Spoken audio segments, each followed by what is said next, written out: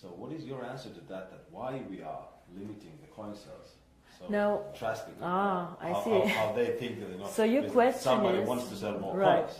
So your question is, some of us mine coins and they go to the internal exchange, and some of us sell coins and buy coins. Yeah. So as OneCoin, as I say, is 1 year old, first of all. It's not like Bitcoin, it is not a liquid market yet.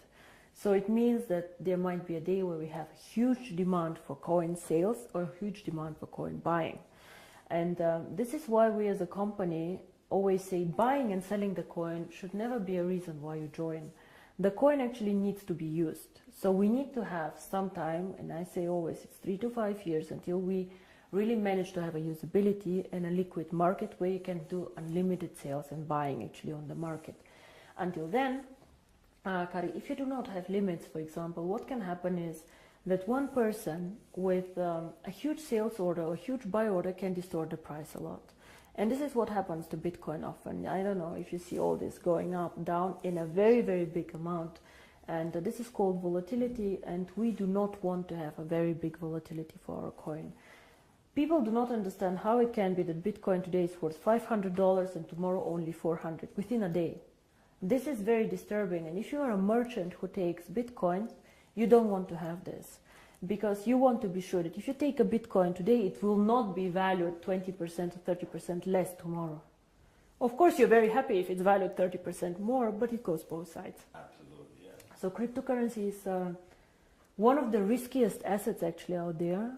High volatility, low liquidity on the markets. So for us to achieve a high liquidity, we need to work first on the value creation of the coin, on the liquidity, and it will take time. So all these people, why we have created this exchange? We have created it so people can learn to trade it, but it's not a self, the idea is not just that we go buy and sell the coin there, but we wait for the usability of the coin. This coin is very, very young. We have so much way to go, but we have created miracles already. So I'm looking very, very positive into the future. But remember, the internal exchange is demand and supply. So you have to find somebody who wants to sell coins to buy, and the other way around. So the company itself is not obliged to buy back your coins or to sell your coins. If I don't have coins, I cannot sell them. Yeah?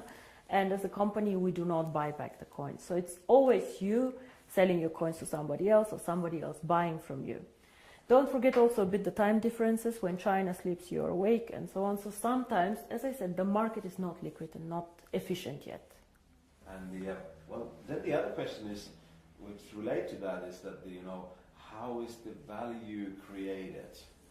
Now, there are two questions I think inside here. First is what is the value of cryptocurrency, and the second is how do we determine today if one coin is valued €1, €2, or €5? Yes. So we have a concept which is called mining difficulty. And there are calculators out there on the internet for Bitcoin. Everybody can Google them. You just Google Bitcoin mining difficulty calculator and you see how this is calculated. It's a very, very simple thing.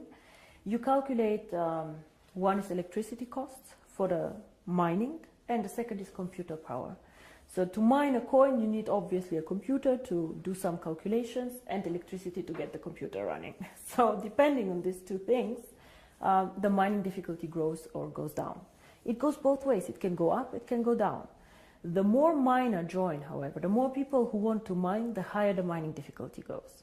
Because more of them are in the pools. And this is, of course, what happens to OneCoin. So you can simulate this with these calculators. It's nothing that OneCoin invented. And this is how we today measure the value of the coin. Yeah? So we say if it costs us €5 to create the coin due to electricity, the servers and the computer power, this is what we think is the appropriate price. Of course, it fluctuates up and down based on demand and supply, but always in a corridor actually that we have set. So this is how we determine the price today. And the second question that you had actually is, but one day we go to the open market, so how do we know what is the value of this cryptocurrency? Why is Bitcoin worth $400 and not 1,000 or whatever? And here, in my opinion, there are two things how we determine the value of cryptocurrency. Cryptocurrency is not backed up by anything. We know this. So it's actually worthless. So it's not backed up by gold. It's not backed up by any other asset. OneCoin is not backed up, yeah? Bitcoin is not backed up. But there's still value inside, and I tell you why. One is, first of all, the brand. Bitcoin currently have a very strong brand. Everybody knows them, they were the first one. Of course, there are always good and bad things about the brand, but they are very well known. Milka Chocolate is a very well-known brand. Procter & Gamble are a very, very strong brand. So the more people joining OneCoin and the more people speaking about OneCoin, the stronger our brand becomes. And this, I think, is something that makes us really a family, because if you go in the network marketing approach and go and sell shampoo, it does not make you stronger if somebody on a sideline sells shampoo. Only your downline makes you happy. But here, if another team makes OneCoin popular out there, this makes also your coin stronger and your team stronger. And this is something very, very special about OneCoin, I think. And so the brand. And we have currently about 2 million paid members. In the database, we have over 10 million people who know about OneCoin. So we for sure have more users than Bitcoin, for sure. We are different, we are in a different system, but there are 2 million people who tomorrow could start using the coin if we want to. And this is great. So this is one part of the value, but most people use Bitcoin currently as value storage, like gold. I put it in the safe and I keep it there, which is okay, but a bit of a dangerous concept. Everything that goes up can also go down, and you're not special. You know, and if you're not special, why use one coin? Why not use 2 coin, 3 coin, dark coin, or not?